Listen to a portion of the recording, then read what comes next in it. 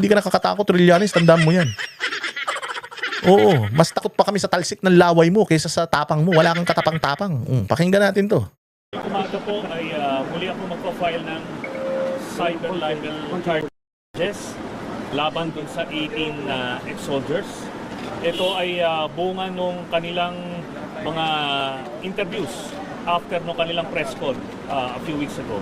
So bawat interview nalalabas sila, maka-expect sila ng kaso laban sa... Anong ibig sabihin nun? So bawat interview nalalabas sila, makaka-expect sila ng kaso.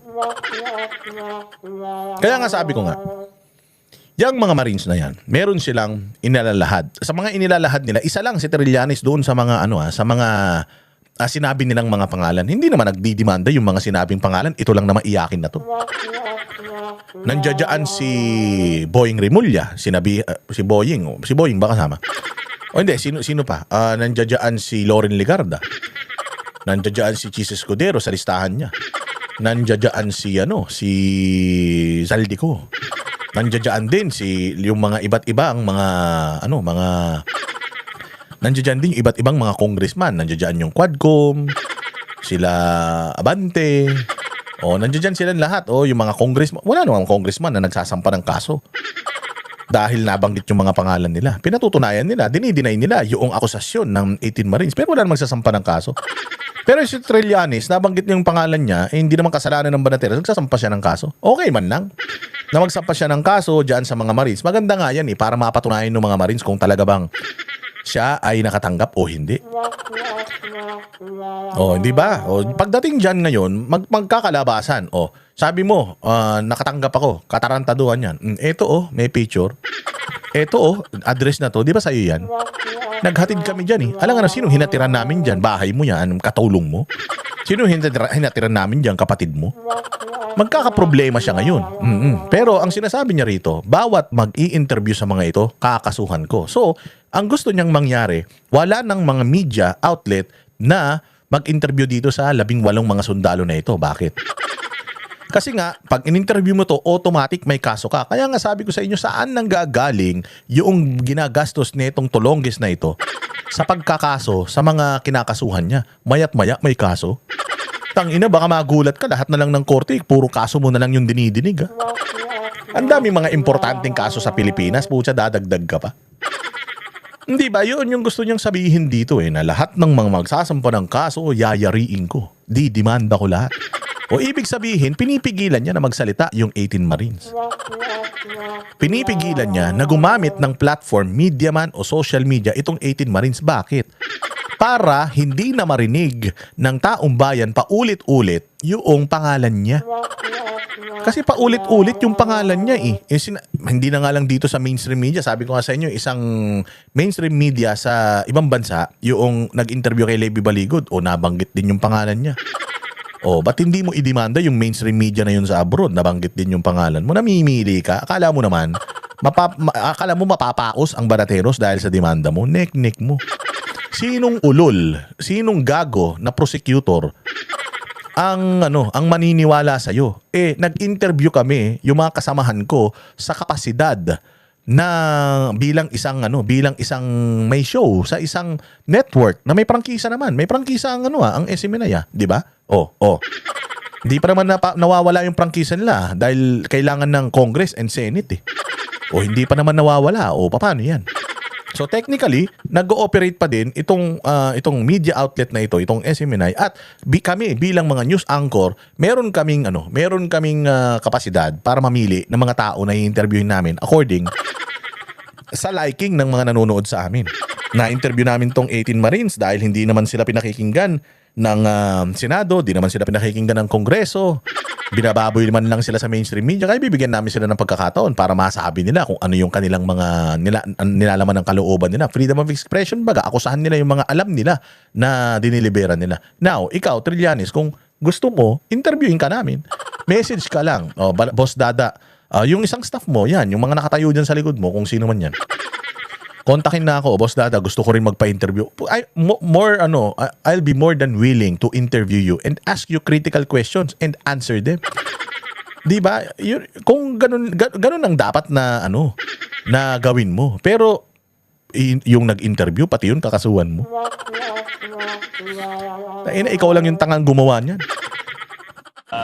Sa kanila. Yun po.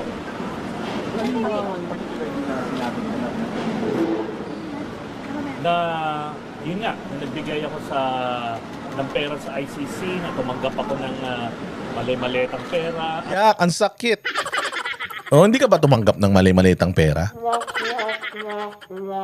By the way hindi ibig nagsampa hindi ibig sabihin nagsampa ng kaso ito, na siya, wala na siyang hindi na siya guilty Oo, actually ang pagsasampa ng kaso pagpigil mo doon sa mga nagsasalita na magsalita against you. So may kinatatakutan ka ba na lumabas na mas malala pa kaya pinipigilan mo na magsalita? Di ba Di ba isa kang rebelde? Ibig sabihin, di ba, ikay magdalo. Di ba ang magdalo, ang history niyan, ayaw nyo sa korupsyon. Tumalikod kayo sa gobyerno ni Gloria Macapagal Arroyo dahil kurakot siya. Inilabas nyo yung inyong mga saloobin, wala naman kayong mga ebidensya. Nang agaw kayo ng isang lugar, nagkudita kayo o nag-ano kayo doon, nag-hostage kayo doon ng mga kutsara, tinidor. Hindi ba anong sinasabi nyo nun? Nagpapahayag lang kayo, pinapahayag nyo lang yung inyong pagkadismaya. Bakit hinaharas kayo? Ganon din ang ginagawa mo. Yung mga nagpapahayag, nagkataon lang, ikaw ngayon yung pinapahayagan. Yung mga nagpapahayag lang ng kanilang pagkadismaya, hindi lang naman ikaw yung nag-iisang nakatanggap ng pera, di umano. Nakatanggap din naman yung iba. Hindi naman nagdidemanda yung iba, ikaw lang naman nagdidemanda. Ikaw, Department of Agriculture Secretary, sino pa ba yung mga nagdemanda? Ikaw pala. Si Dilima. Ikaw, Dilima, si Department of Agriculture Secretary. Kayo pa lang naman yung nagdidemanda. Yung iba naman mga sinangkot, wala naman. Tito Soto, sinangkot din. Hindi naman siya nagdemanda. Pero ikaw, demanda ka ng demanda. Ano yan? Bading yarn. So, gusto niya patahimikin yung mga 18 Marines, lalong-lalo na, chilling effect ang magiging magiging epekto nito sa lahat ng mga social media influencers na gusto ring makausap yung mga yan, media, mainstream media na gusto ring makausap yung mga yan. Sasampahan daw kayo ng kaso ni Trillanes. Payag kayo? Halimbawa, ikaw, GMA7, yan, si Jessica Soho, in-interview, lumabas din pangalan mo dun sa, ni Jessica Soho. Di mo demanda si Jessica Soho. Takot ka kay Jessica Soho? Kung lahat ng minention nila about me, doon sa kanilang affidavit, doon sa kanilang press con, doon sa kanilang mga subsequent interviews, bawat isang occasion na lumabas sila at nagsalita at nagbigay ng kasinungalingan, lahat ito ay Sir, camera please. doon sa akin talagang it's a lie, di ba? And they know that. Ngayon, ito ang importante. Within the next few weeks, mabubuo na yung picture. Kasi may mga dati silang kasamahan na naalokan din. Naalokan ng Yan na. Tinan mo siya, gawa ng istorya. Malapit na daw matapos yung istorya niya. Mahilig siyang gumawa ng istorya. Meron din ginawang istorya itong 18 Marines. Hindi natin malaman kung totoo to o hindi. No, para yung mga natin, yung mga agam-agam natin, totoo ba ito o hindi, alam mo yun, malaman na natin, di ba? Ngayon, sabi niya, meron na daw siyang lang binubuong istorya at malapit na itong matapos. Direktor ka ba? Bumuo ka na naman ng istorya. Meron daw mga kasamahan na nabayaran, ganito, ganyan. Di labas mo rin. Para magkaalaman, maglaban kayo ng propaganda. Hindi yung demanda ka ng demanda. Pag ikaw, ang galing mo mag-akusa, galing mo gumawa ng istorya, tapos kapag ginawang ka ng istorya, iyaking ka. Ikaw yung chismosong kapitbahay na kapag ikaw yung chinismis, puta, pinapakulam mo yung kapitbahay na ng chismis sa'yo, yung numero 1 kang chismoso. Anong tawag sa'yo sa Congress? Di ba ang tawag sa'yo sa Congress, ikaw ang pinaka-chismosong politiko? Bakit yung nagsabi nun sa Congress, hindi mo i-demanda, ha? pera para lumabas. So, within the next few weeks, mabubuo na yung kwento na ito. Mabubuo na yung kwento. Mabubuo na yung kwentong ginawa niya. Ganyan si Trillanes, hindi naman barbero pero mahilig sa kwentong barbero.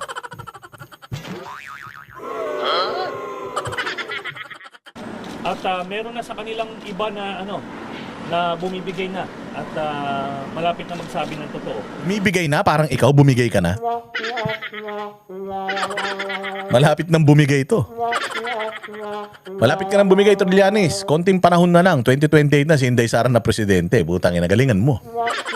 Yan po yan. Yung sinasabi mo na alukan din na mga kasama nila. At least 5 yung mga dati nila mga kasamahan. So inalukan din ng pera para lumabas. Pero hindi nila tinanggap.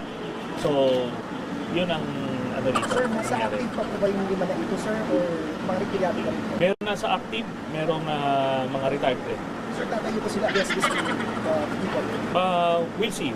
I will not preempt their moves. Pero dito sa mismo sa 18 na to, Doon pa lang sinungaling na eh. Meron daw active. Dati nilang kasamahan na inalok din na active. Umami naman yung 18 Marines. Lahat sila ex. Wala sila sa serbisyo dahil mga awol sila. Tapos, meron daw kausap to na aktibo pa ngayon. Paano magtatrabaho kay Zaldico yan kung aktibo? Ibawal yun. Bawal yun na mag-security ka sa isang pribado o sa isang congressman o halimbawa katulad ng mga sundalo na yan. Walang aktibo sa kanila. Lahat yan mga retired. O hindi pwedeng aktibo. O dyan ba sa 18 na yan may aktibo pa? Wala na. Kaya nga sila kumuha ng trabaho kay Zaldico kasi wala nga sila mga trabaho eh. Tapos sasabihin mo meron kang kausap na aktibo ngayon. Hindi pwede magtrabaho ng isang aktibong sundalo. Lalong-lalo na Marines, may ginagampanan niya na tungkulin sa kanilang organisasyon. Magtatrabaho siya. Ang taga-deliver ng pera ni Zaldico. Kayo nagsabi si Zaldico ang salarin, si Zaldico ang ang magnanakaw, si Zaldico ang ulo ng sindikato. Itong mga tao ni Zaldico nagsasalita na totoo si Zaldico talaga. Ang sindikato, si Zaldico talaga may kasalanan. Nagsasalita na si Zaldico tapos ganito naman pinipigilan nyo. Yung mga tao ni Zaldico, ano ba talaga? Gusto nyo, itong mga 18 Marines na to, kung binanggit nito, si Pulong Duterte nakatanggap din ng maleta kung binanggit nila yan. Naku, maniwala ka, putya, baka kaibigan ni Trillanes lahat yan. Baka pinaglalaban ni Trillanes lahat yan ngayon. may mga umamin na talagang wala silang alam. Okay, kaya nabubuo na yung picture dito. At tinuturo nila kung sino yung nag-alok sa kanila, sino yung nagdidikta kung ano yung sasabihin nila. Yan po yun. Sir, sino po ba, sir?